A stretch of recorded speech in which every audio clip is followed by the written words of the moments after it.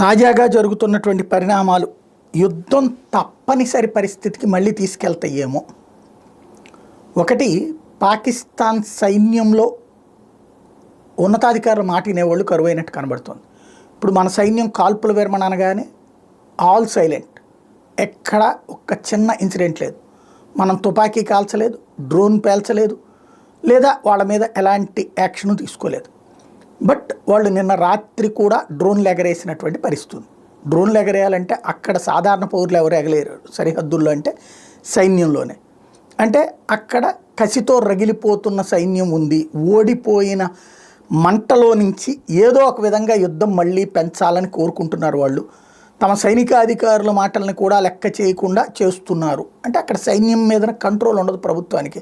ప్రభుత్వం మీద కంట్రోల్ అనేటువంటిది మాత్రం సైన్యానికి ఉంటుంది. అది తేడా. అక్కడ తీవ్రవాదుల మీద కంట్రోల్ సైన్యానికి ఉండదు, సైన్యం మీద కంట్రోల్ తీవ్రవాదులకు ఉంటుంది. ఇక్కడ విచిత్రం ఏంటంటే ప్రభుత్వం మీద కంట్రోల్ ఏమో సైన్యానికి ఉంటుంది, సైన్యం మీద కంట్రోల్ ఏమో తీవ్రవాదులకు ఉంటుంది.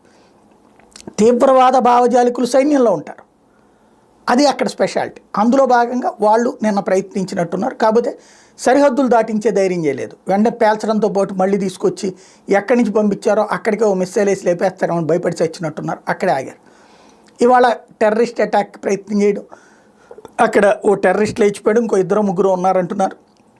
ఇది నడుస్తుంది.